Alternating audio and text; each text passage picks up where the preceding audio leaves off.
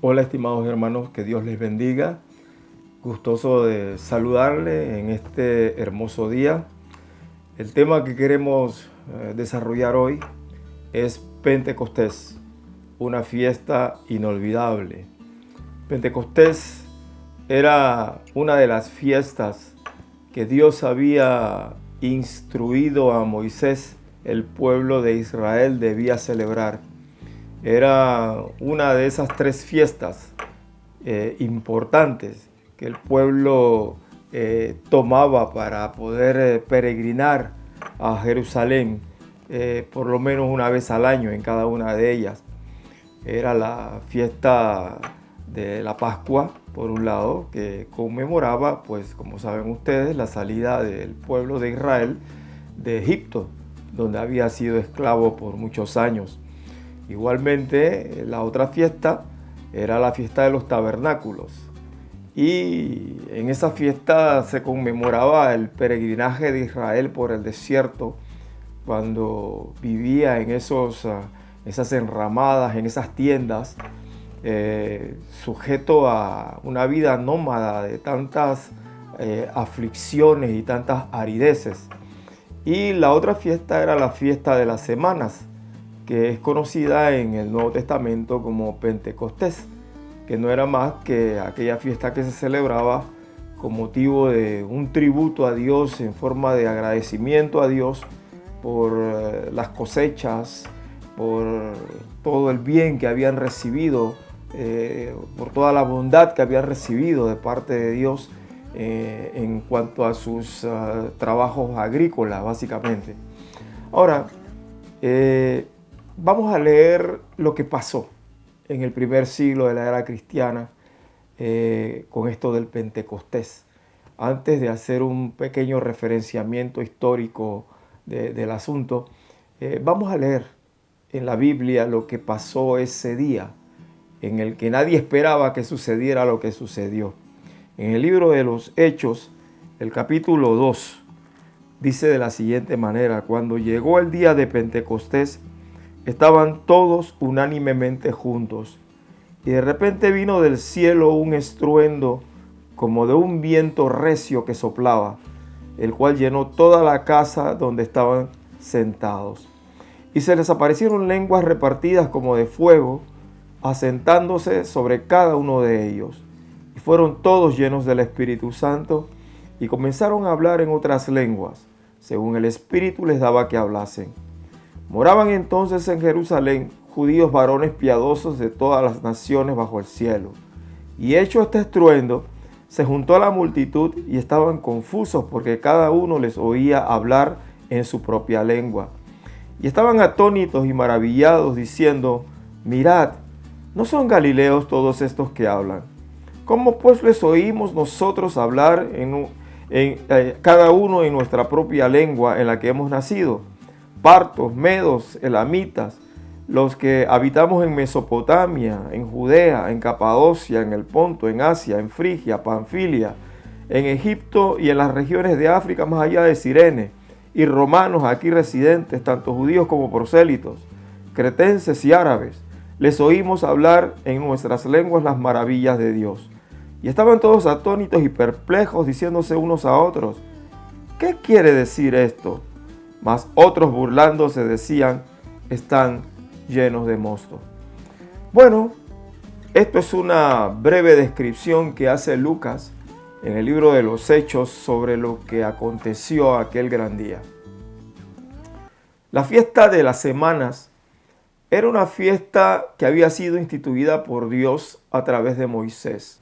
Cuando leemos allá en el libro de Deuteronomio, el capítulo 16, vemos cómo Dios instituye esas tres fiestas.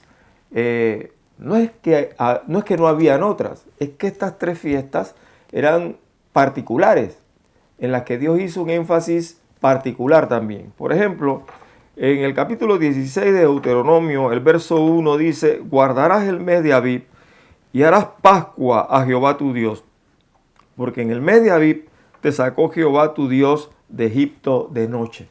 Así que esta era la primera instrucción, la fiesta de la Pascua. La fiesta que conmemoraba, como dice las Escrituras, el día que Dios sacó a su pueblo de la aflicción y de la opresión, de la esclavitud que padecían en Egipto.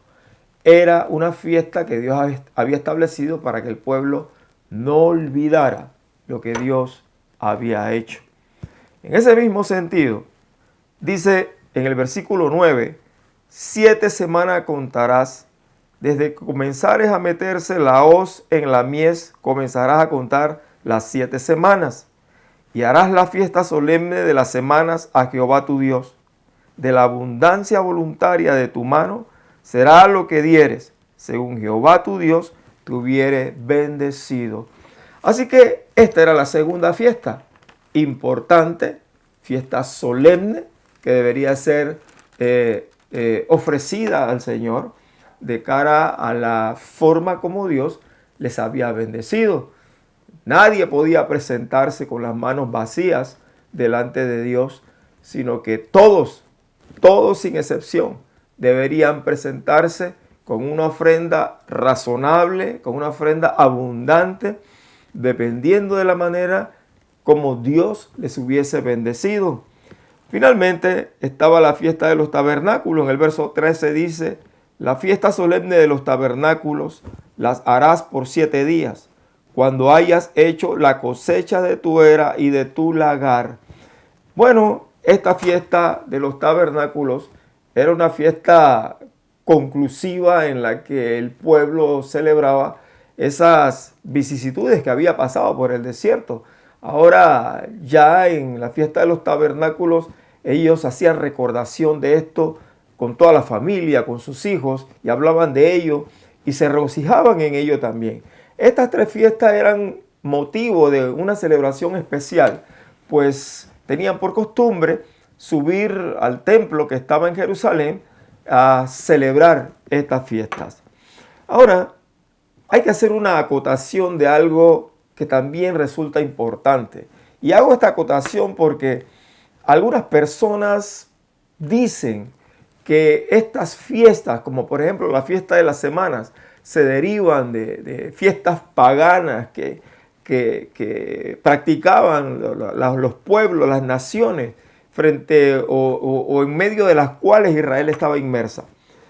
Si bien es cierto, hay registros históricos de que muchas de estas fiestas, particularmente las fiestas agrícolas, eran una costumbre de los pueblos paganos, aunque eso es cierto, la Biblia establece una diferencia entre esas celebraciones y esta celebración de la fiesta de las semanas. Por ejemplo, se tiene registro de que los asirios, de que los babilonios ofrecían a sus dioses en celebración una fiesta por los frutos que habían recogido, por la siega, por la cosecha que habían recibido. Sin embargo, uno puede observar en esos escritos, y yo tuve acceso a la revisión de muchas de esas cosas, no deja de llamarle la atención a uno el tipo de animismo que había en esas fiestas, porque a todos se le concedía un espíritu, de tal manera que la naturaleza misma tenía un espíritu. Cuando ellos cosechaban algo también había luto, porque la vegetación de la cual había cosechado moría, por ejemplo, cosas como esta. En la Biblia no hay nada parecido a eso. Dios establece una línea divisoria tremenda entre las celebraciones de los pueblos paganos y la celebración que el Dios de la Biblia había instruido. Así que nada semejante, nada similar, nada igual a lo que ya Dios había instruido a través de Moisés. Habiendo aclarado eso, habiendo acotado esto, la fiesta de las semanas era una fiesta particular. Esta fiesta comenzó siendo una expresión de agradecimiento al Señor. De hecho, en Levíticos, en el libro del Éxodo, en el libro de Número, y aparecen registrados estos eventos. La fiesta de las semanas debería ser contada a partir de la Pascua. 7 semanas contadas desde la Pascua. El último día, o más bien el día siguiente de la última séptima semana, correspondía al día 50. Ese día 50 sería celebrada a Dios la fiesta de las semanas. Esta fiesta de las semanas también recibió otros nombres, como por ejemplo la fiesta de las primicias. ¿Por qué? Porque se recogían los primeros frutos y se presentaban al Señor. Así que se les llamó por eso también la fiesta de las primicias, la fiesta de las cosechas. Igual, porque comenzaba el ciclo de cosecha en Israel. Así que esas eran las razones por las cuales esta fiesta tenían diferente nombre. Y obviamente en el libro en los libros del Nuevo Testamento se le ve como el Pentecostés, que viene del vocablo griego que significa 50. Este elemento trae cosas nuevas al Nuevo Testamento, porque si bien es cierto, al principio la fiesta de las semanas significó fiesta de agradecimiento a Dios por la bondad de haber llegado a un punto desde la siembra hasta los inicios de la cosecha. Y créanme, en aquel tiempo eso no era poca cosa. Cosechar no era poca cosa. En aquel tiempo la agricultura no estaba avanzada como hoy. Sí, por favor, ni hablar de eso. Entonces, fuera de los mismos problemas climáticos que había en la época, habían grandes sequías, por ejemplo, habían grandes inundaciones, el clima no se comportaba del todo bien. Así que Israel había aprendido a celebrar esa fiesta, la fiesta de las semanas, como la fiesta de las primicias, en la que Dios había sido tan bueno con ellos que les había provisto todo lo necesario para el sustento. Esa era la gran realidad del principio de esta celebración, que amén de ello había sido instruida por el mismo Dios como una fiesta solemne que debería celebrarse cada año. Sin embargo, Israel pasó por muchos eventos históricos, vamos a llamarle así. Después de los jueces, Israel comienza a vivir un periodo que era el periodo de los reyes. Los reyes de Israel, los reyes de Judá, en este sentido que queremos hablar es de los reyes de Judá, no se portaron muy bien. Realmente eran reyes malos. Muchos de ellos fueron reyes realmente perversos, tan perversos que pareciera mentira cuando uno los lee en la Biblia. Pareciera irreal, pareciera una cosa que no se entiende. Por lo menos nosotros los gentiles que no somos judíos no podemos entender muchas veces cómo es posible que reyes que supuestamente debían actuar en el nombre del Señor actuasen de esa manera tan brutal y tan adversa y tan contraria a los principios que Dios mismo había instituido. Sin embargo, así fue y está registrado en el libro de los Reyes, y en las crónicas de los reyes de Israel queda registrado. Queremos referirnos a un evento que marcó un antes y un después en esta fiesta de las semanas. Ese evento lo marcó el rey Josías. Por eso es que decíamos que queríamos referirnos al reino de Judá, porque el rey Josías fue un rey en Judá. Anteriormente le precedió el rey Amón. Amón fue un rey perverso, igual que Manasés su padre. Fueron perversos los dos. Pero llama la atención que estos reyes comenzaron a reinar muy jóvenes. Por ejemplo, Manasés comenzó a los 12 años y Amón comenzó a los 22 años a reinar. Josías comenzó a reinar a los 8 años. ¿Cuál fue la diferencia entre estos reyes y Josías, por ejemplo? Cuando vamos al libro de los Reyes, básicamente Segunda de Reyes, nosotros vemos una serie de elementos allí que llaman mucho la atención y que tienen que ver con lo que estaba viviendo Israel en el plano histórico. Porque los reyes que precedieron a Josías, todos se corrompieron, todos se pervirtieron, todos fueron perversos, todos fueron malos. Y no solamente en la parte religiosa por haber hecho y adorado al sol, a la luna y hacer estatuas de acera y todo lo que hicieron. Fuera de eso, fueron tan perversos que pasaron por espada a sus mismos hermanos hebreos, permitían el abuso, la corrupción era rampante, los intereses económicos de enriquecerse de ellos era evidente, era real, tan real y tan evidente era que despertaron la molestia de Dios, el celo del Señor, y Dios les envió profetas como Isaías, profetas como Habacuc, profetas que hablaron en el nombre de Dios, diciendo a Ageo las cosas que habrían de venir sobre Israel, sobre Judá, si no se arrepentían. Bueno, el pueblo no se arrepintió, siguieron viviendo su vida y pasó lo que tenía que pasar. Ahora, en el interín de eso, en toda la corrupción y toda la cosa anómala que se dio con estos reyes, que trajo como consecuencia que el pueblo mismo comenzara a vivir en esa dimensión de cosas donde comenzaron a adorar a los dioses cananeos y ese tipo de cosas. En medio de eso se levanta un rey, un niño de 8 años. Su nombre era Josías.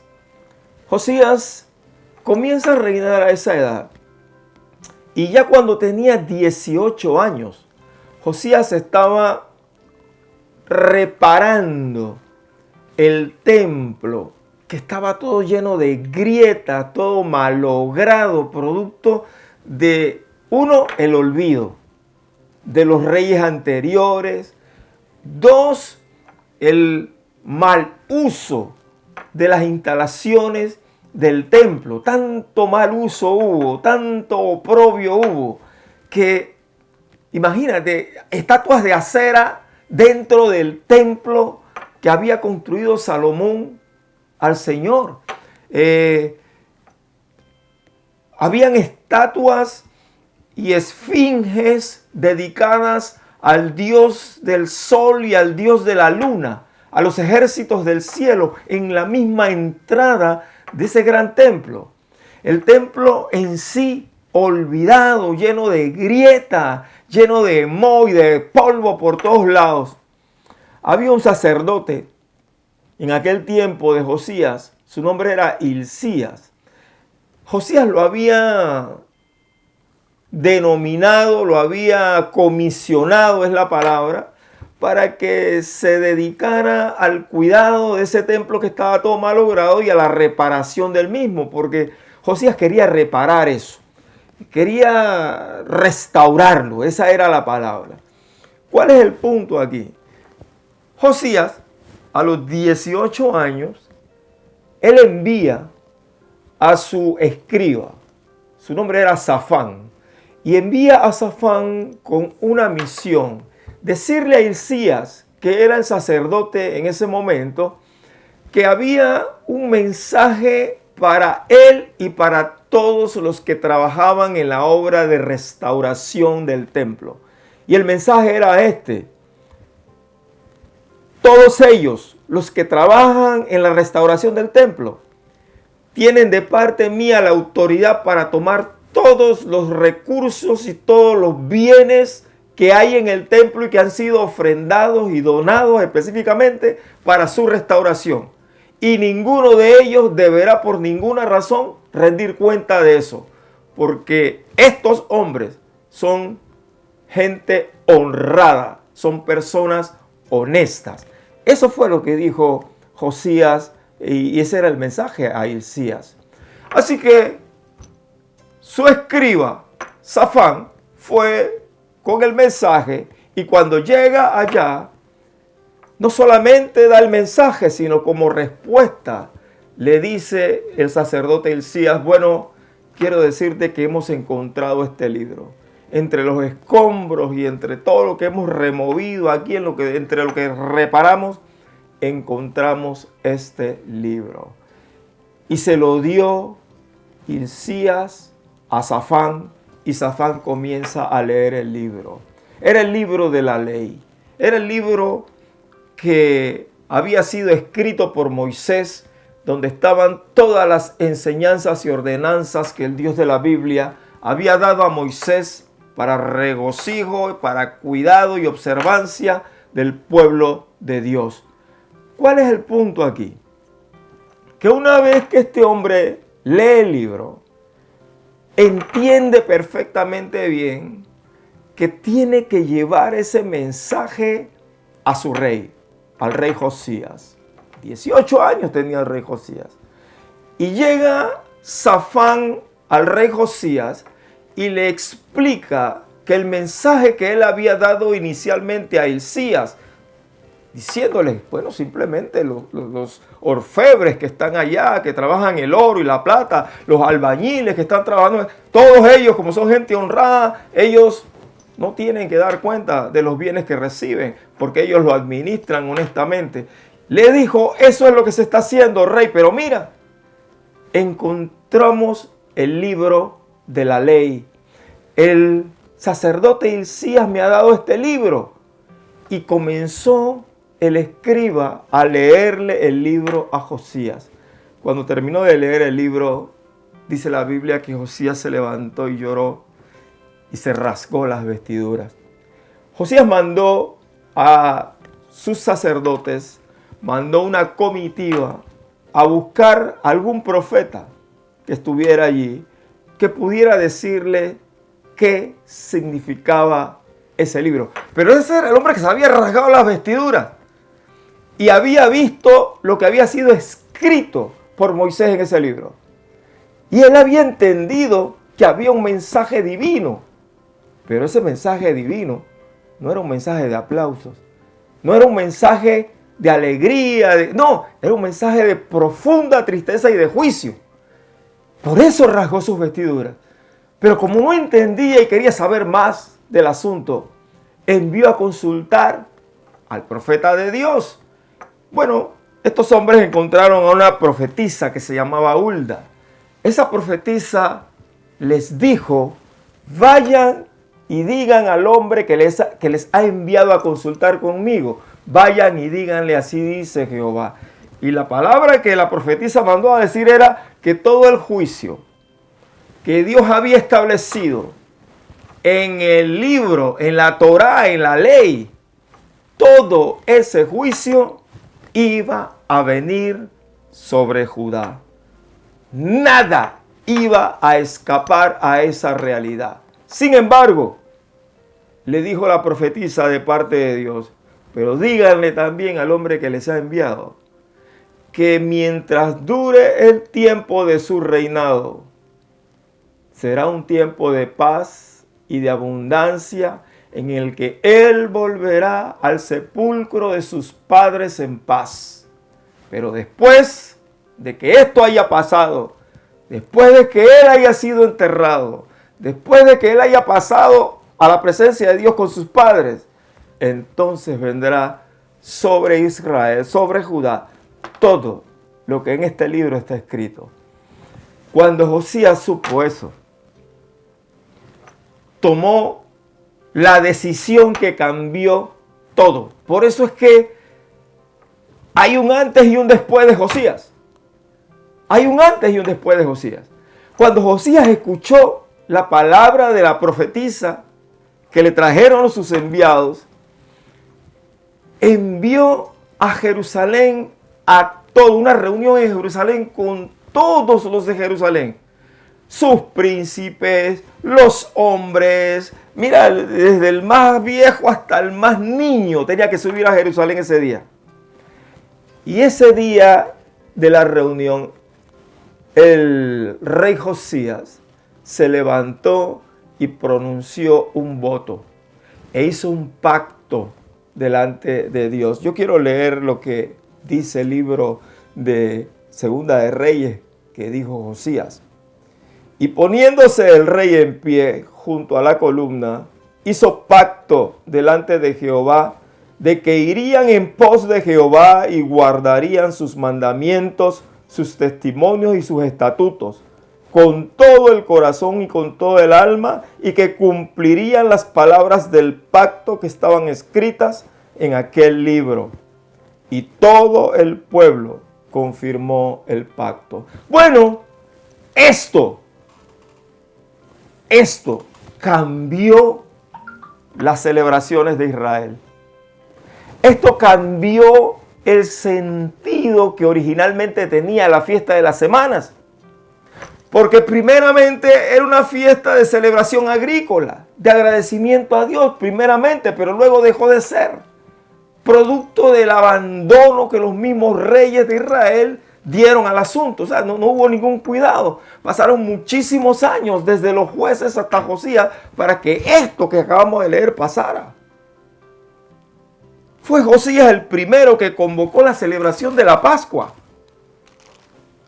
Miren lo que dice Segunda de Reyes, el capítulo 23, el versículo 21. Entonces mandó el rey a todo el pueblo diciendo: haced la Pascua a Jehová vuestro Dios, conforme a lo que está escrito en el libro de este pacto.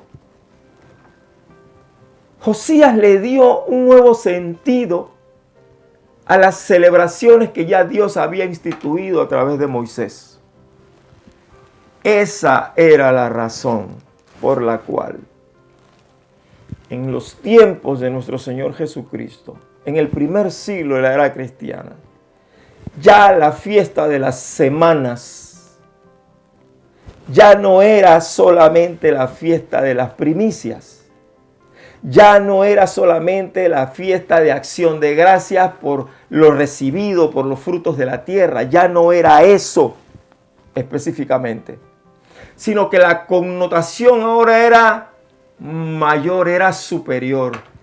Los judíos celebraban las fiestas de las semanas, celebrando o recordando la entrega de la ley de Dios, la ley dada por Dios a Moisés.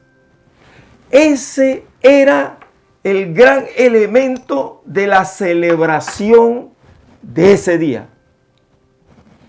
Luego entonces, los judíos hacían un juramento ese día. Producto del juramento que Dios había hecho, de que ellos serían su pueblo y que eso no cambiaría, siempre y cuando ellos aceptaran el libro de la ley. Así que los judíos ese día hacían un juramento, que era la aceptación de el libro de la ley como su libro, el cual ellos obedecerían con todo el corazón, con toda el alma, con todas sus fuerzas. Producto de que Jehová había dicho y prometido que si ellos hacían eso que Josías había jurado que iban a hacer, entonces ellos serían el pueblo de Dios para siempre y que nada cambiaría. Esto le da una connotación muy particular al día de Pentecostés. Así como Moisés trajo la ley como mensajero de Dios al pueblo, asimismo, el día de Pentecostés, en la celebración de la fiesta de las semanas, Dios traía una ley, que era la ley que le había dado a Moisés en términos reales. No nos equivoquemos con aquello de que no tenemos que cumplir la ley. No, un momentito con eso. Porque sí tenemos que cumplir la ley. Lo que pasa es que no estamos bajo la ley como se conocía en el Antiguo Testamento. El que vive por estas cosas también morirá.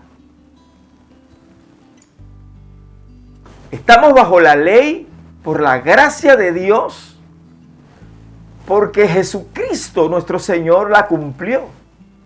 Y como Él la cumplió, todos aquellos que tenemos la fe en Jesucristo, la cumplimos. Eso es lo que enseña el Nuevo Testamento. Luego entonces hay una nueva ley. Yo creo que no hay una nueva ley. Jesús no dijo eso. Jesús nunca dijo, vengo a traerles una nueva ley. Todo lo contrario. Él dijo, yo no he venido a abrogar la ley, sino a cumplirla. ¿Por qué vino a cumplirla? Porque nosotros no podíamos cumplirla. Porque el Israel no pudo cumplirla jamás, pero él sí la cumplió. Y como él la cumplió, tal cual dice Pablo, en su circuncisión, nosotros los gentiles somos circuncidados también. Bendito sea Dios. Esa era la ley del nuevo pacto en la sangre de nuestro Señor Jesucristo. Esa era la connotación de esta celebración. El depositario de esa celebración de aquí en adelante sería la iglesia. La nueva iglesia naciente de la que usted y yo hoy formamos parte. Jesús enseñó sobre esto. Jesús advirtió sobre esto. El asunto acá es que como el Espíritu Santo todavía no había llegado en la forma como lo hizo, como leímos en Hechos capítulo 2, como eso no había sucedido todavía, Jesús estaba explicando cómo sería ese acontecimiento. Y dijo que sería como cuando brotan de tu interior ríos de agua viva, refiriéndose a la experiencia de la venida del Espíritu Santo. Pero en Juan capítulo 16, Jesús comienza a hablar de otros elementos que son tan puntuales y tan particulares, ¿no? Estaban los discípulos allí sentados con él. Estaba Jesús a unos días de ir a la cruz. Y Jesús les está diciendo, bueno, tengo que irme, pero voy a regresar. Los voy a volver a tomar. Pero debo volver al Padre. Y ellos estaban tristes. Y se preguntaban por qué tenía que irse. Y Jesús, respondiendo a esa inquietud de por qué tenía que irse, les advirtió que si ellos supieran lo importante que era que Él se fuera, porque si Él no se iba, entonces el Consolador no vendría. El Espíritu de Dios, el Espíritu Santo no vendría a ellos. Pero Él dice, tranquilos, yo me voy y se los enviaré. Y quiero hacer un alto en esta particularidad.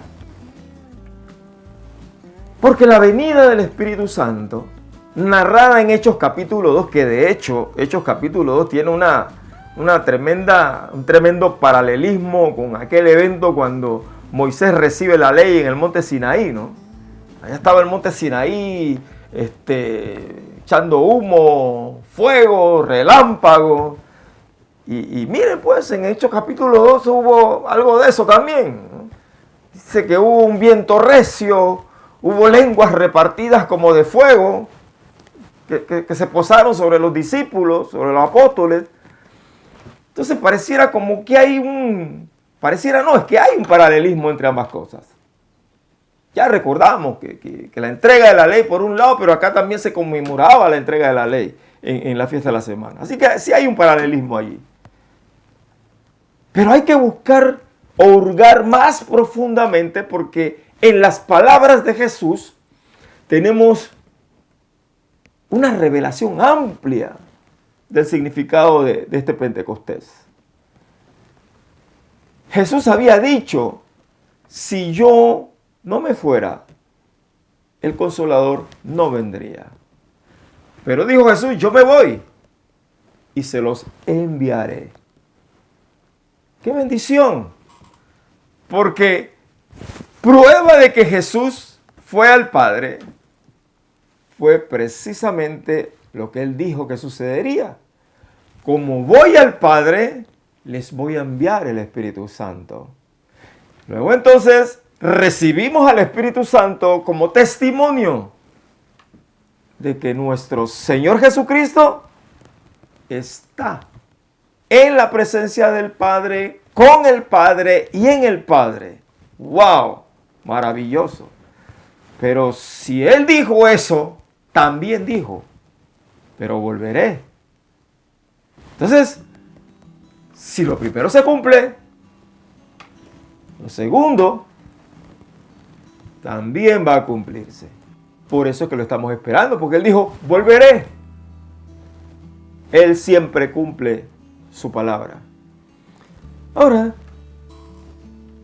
cuando Él venga, dijo, cuando venga el Espíritu Santo, Él va a convencer al mundo de pecado, de justicia y de juicio. De pecado por cuanto no creen en mí, dijo Jesús.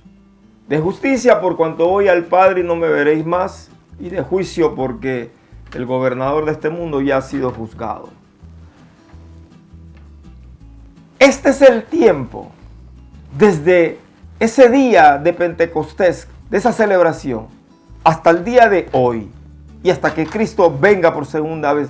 Este es el tiempo en que los hombres se vuelven a Dios por la gracia de Dios y por la unción del Espíritu Santo, porque dijo Jesús que sería un tiempo de justicia, de juicio y de pecado. De pecado porque no han creído en mí. El hombre va a descubrir que no ha creído en Dios y se va a volver a Dios. Se está volviendo a Dios. Y créanme, desde Pentecostés hasta el día de hoy han habido grandes oleadas históricas en las que los hombres, mujeres y niños se han vuelto a Dios. Grandes oleadas. Lo que pasa es que muchas de estas cosas hoy no son noticias. Esta parte de la espectacularidad con la que Dios hace muchas cosas no son noticias para los seres humanos. Hasta que cosas pasan, pues. Hasta que las cosas pasan. ¿Cuál es el punto acá? El punto es que es un tiempo de conversión de los seres humanos a Dios. Hoy día, de 7.000 millones de personas que somos en el mundo, más o menos 3.500 millones de personas somos personas que confesamos que Jesucristo es nuestro Mesías, nuestro Salvador. La mitad del mundo profesa ser creyente. Así que dentro de ese punto de vista y dentro del punto de vista de lo que pasó el día de Pentecostés, pues toda la iglesia del Señor sobre la tierra es pentecostal entonces. Toda la iglesia es pentecostal. No solamente los que nos llamamos pentecostales, sino otros que no se llaman pentecostales también son pentecostales. Porque si no, no fueran iglesia.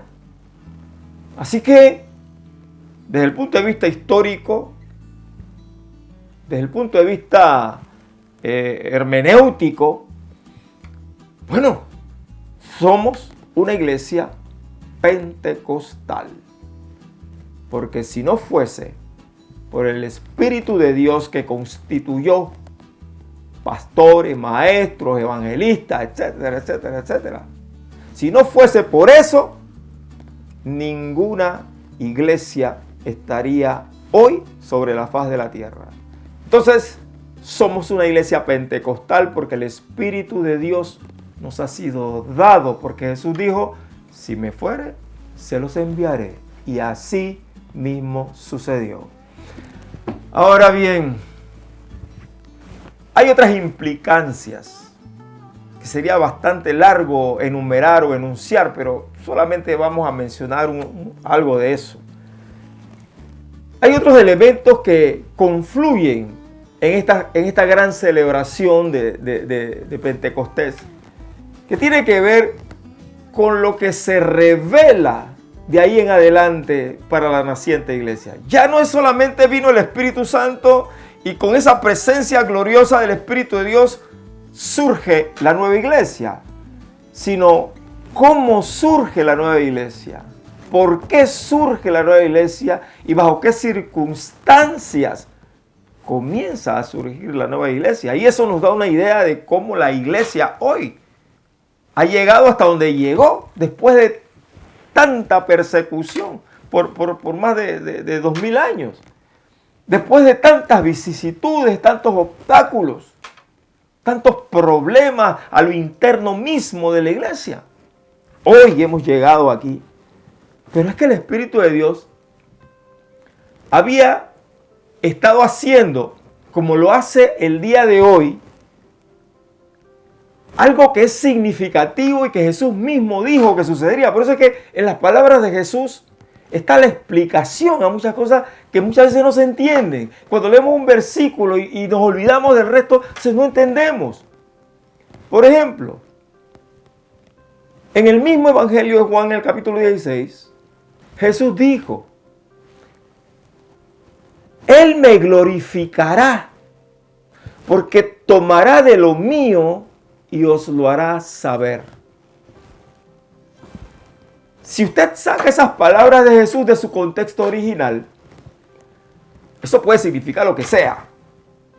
Pero cuando lo ubicamos dentro del contexto, entonces comenzamos a tener que hacer un alto y a pensar lo que realmente quiso decir Jesús con eso. Porque tiene una implicación tremenda sobre el mismo acto de que el Espíritu de Dios vino conforme a la promesa del Padre, que según nos explicó muy bien el apóstol Pedro, era el cumplimiento de la profecía que Dios había dado al profeta Joel, que en los postreros días vuestros hijos soñarán sueños, toda esa cuestión. Aquí el punto es que el profeta Isaías había declarado en el capítulo 11 de Isaías que iba a surgir un tronco de Isaí. De Isaí se iba a levantar un tronco, obviamente refiriéndose al Mesías. Y sobre ese surgimiento, ese tronco, iba a reposar el Espíritu de Jehová. Y el Espíritu de Jehová, ¿qué significa cuando dice Isaías que reposará? Dice: espíritu de sabiduría, espíritu de inteligencia, espíritu de consejo y de poder, espíritu de conocimiento y de temor de Jehová. El Espíritu de Jehová que estuvo sobre Jesús fue el mismo que lo engendró.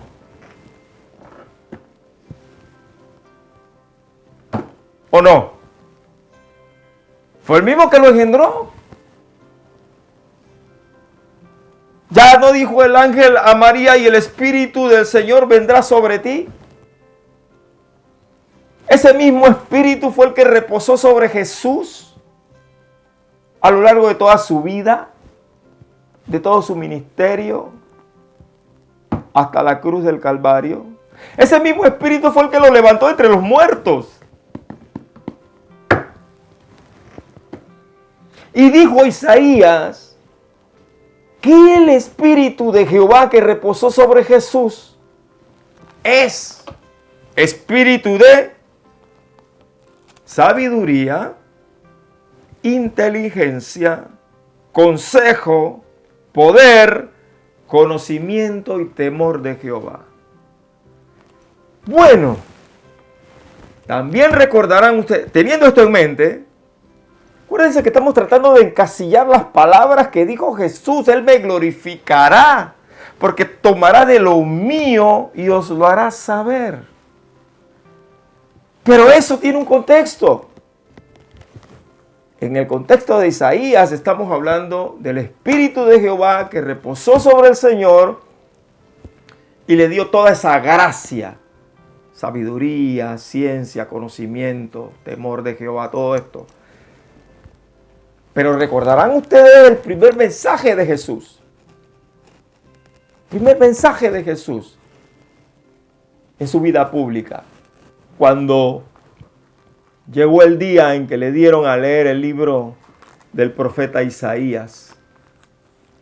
Y cuando leía el libro del profeta Isaías, él termina diciendo: hoy se ha cumplido delante de ustedes estas palabras. O esto hoy se ha cumplido delante de ustedes. ¿Qué leyó Jesús en el profeta Isaías? Leyó lo siguiente, Isaías 61, versos del 1 al 3.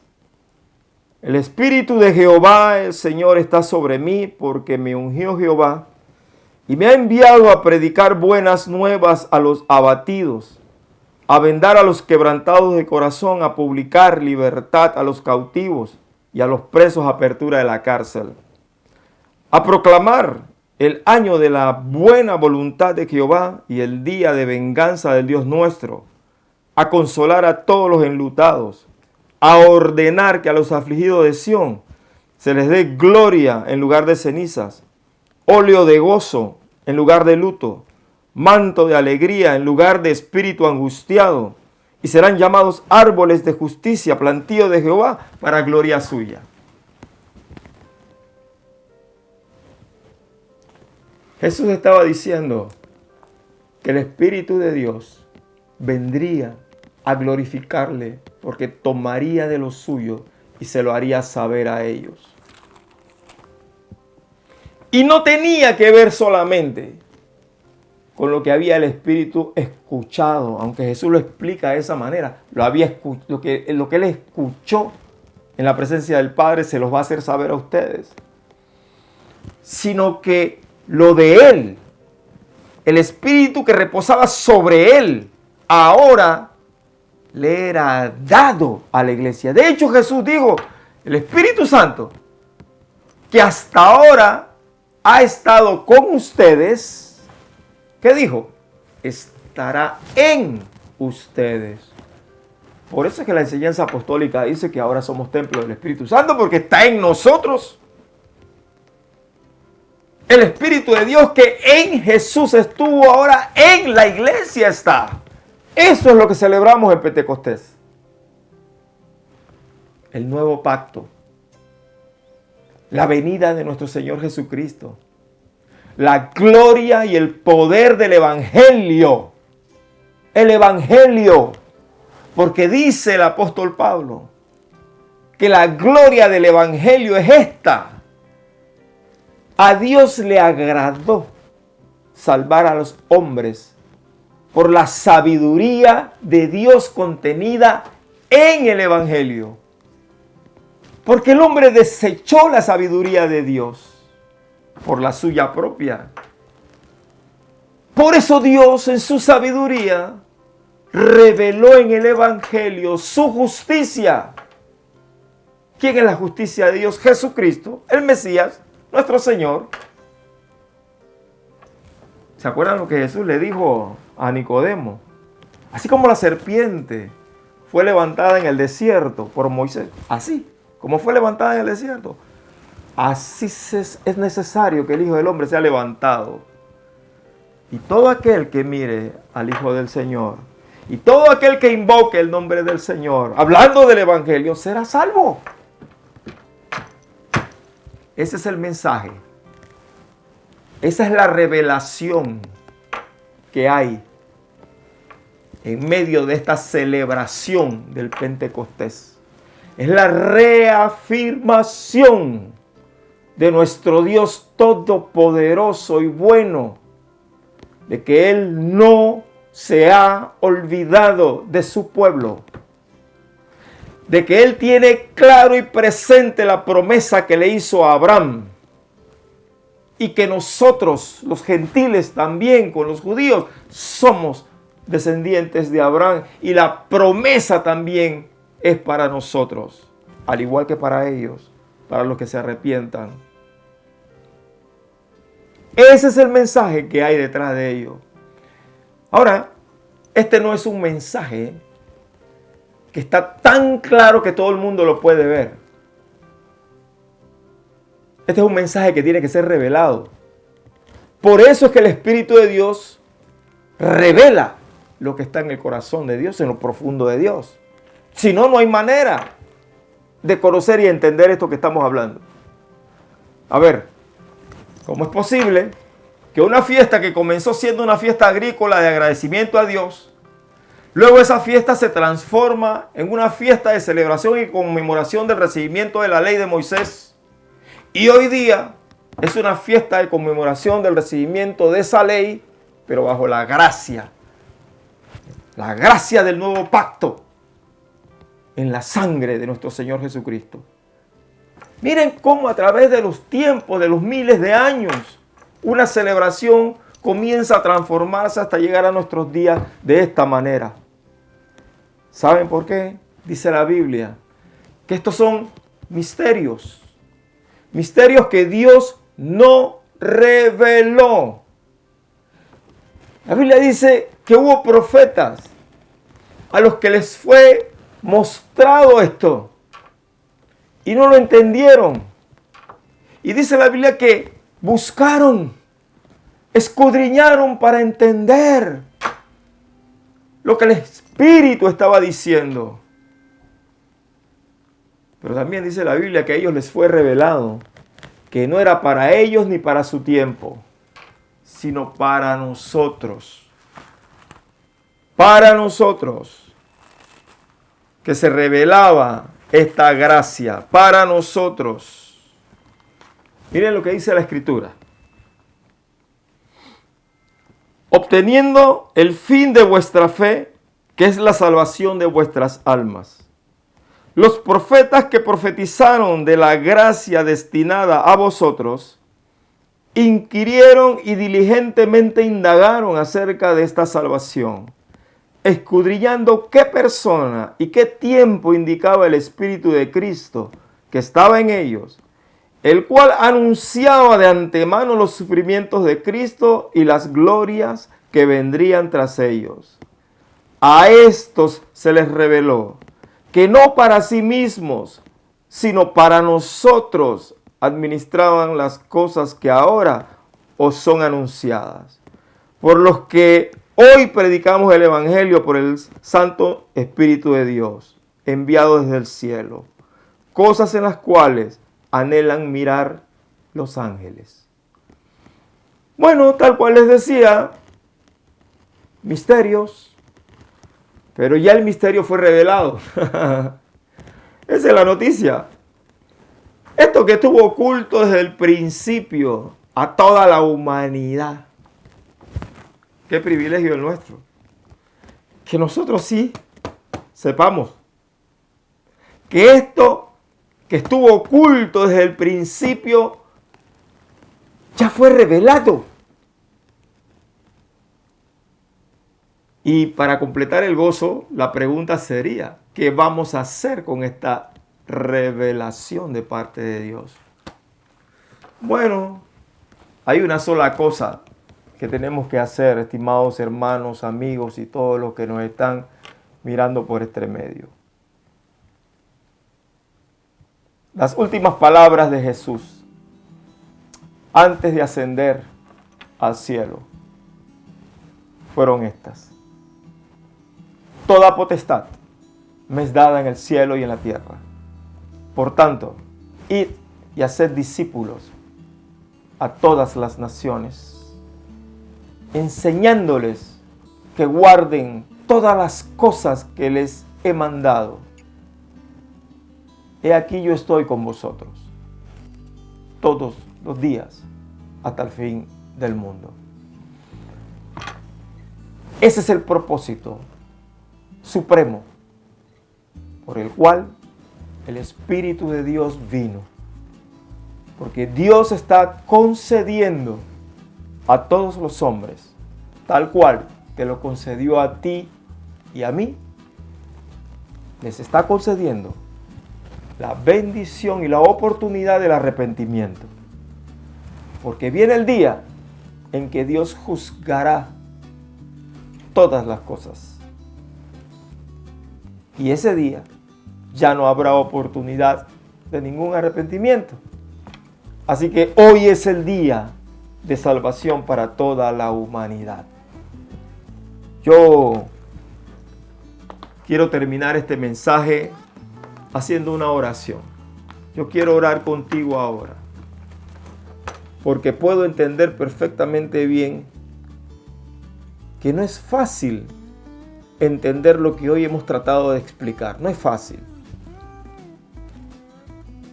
Esto requiere tiempo, requiere meditación para poder internalizar algunos conceptos y algunos principios que hemos emitido hoy.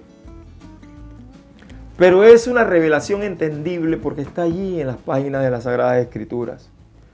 Hay muchos más textos que se pueden se pueden citar en torno. Pero mira, no se trata de la cantidad de textos que podamos citar.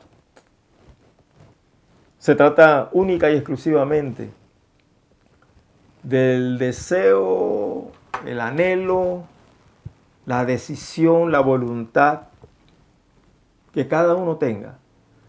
Número 1, de reconciliarse con Dios, si fuese el sentido, si fuese el asunto, reconciliarse con Dios, volverse a Dios, pedir perdón a Dios. Y 2, consecuentemente con eso, consecuentemente con lo primero, 2, caminar de aquí en adelante en la dirección que Él nos ha trazado. La dirección de la santidad al Señor, la dirección de la oración, la dirección de el comportamiento de fidelidad a Dios y a su palabra, abrazar su palabra como lo hizo Josías, abrazarla con todo el corazón, con toda el alma, con todo nuestro ser. Entonces, esa es la cuestión. Eso es lo que nos toca hacer. Así que quiero orar contigo en esa dirección. Oremos. Te alabo, Padre Santo, y bendigo tu nombre para siempre. Gracias por esta enseñanza corta dentro del poco tiempo en que hemos podido enseñarla, pero Dios, poderosa. Poderosa porque viene de ti, viene de tu corazón para nuestro corazón. Hoy te rogamos, Señor, que podamos ver y entender que el objetivo primario y final de esta celebración es la gloria y alabanza de tu santo nombre, tal cual nos enseñó nuestro Señor Jesucristo. Él me glorificará. Y esas palabras deben quedarse en nuestro corazón porque es lo único que anhelamos, Dios, que nuestra vida, las cosas que hacemos, decimos, pensamos, planeamos, soñamos, Señor, todas sean para glorificar tu nombre. En el nombre de Jesús. Ahora quiero hablarte a ti, amigo, que me estás escuchando. Si tú no has conocido al Señor, si tú has querido alguna vez volverte a Dios y has pensado que Dios está tan lejos, tan allá, como que no se puede alcanzar. O de repente has pensado de que estas cosas que están en la Biblia y Dios y todo esto es para algunas personas, no es para todos. Yo quiero decirte que no es así. Dios se tomó el trabajo de inspirar a hombres de Dios para que escribieran estos textos para mostrarnos todo lo contrario. Que esta palabra, todo lo que se enseña en las Escrituras, es para toda la humanidad. Si hoy tú experimentas ese deseo de conocer más a Dios, este deseo o esta necesidad más bien de tener una relación personal con Dios, yo te invito a que tú hagas conmigo esta oración. Orar es hablar con Dios, pero en esta oración vamos a invitar al Señor para que entre a nuestra vida. Si quieres hacerlo, si quieres pedirle a Él que entre a tu vida, si quieres pedirle a Él que te dé un nuevo amanecer, necesitas un rumbo nuevo en tu vida. Has cansado de hacer siempre lo mismo con los mismos resultados. Quieres conocer lo nuevo de Dios. Si quieres hacer eso, yo te invito a que hagas conmigo esta oración. Yo voy a hacer una oración y te voy a pedir que la repitas después de mí. Solo repite después de mí con fe. creyendo de que Dios te está escuchando en este momento. Repite después de mí: gracias te doy, Señor. Repite: gracias te doy, Señor, por la bendición de tu palabra. Quiero abrir mi corazón hoy para que entres a mi vida. Quiero abrir esa puerta para que entres y seas mi Señor y mi Salvador. Te agradezco, Dios, por el perdón de mis pecados y por la vida eterna que me has dado. En el nombre de Jesús. Amén.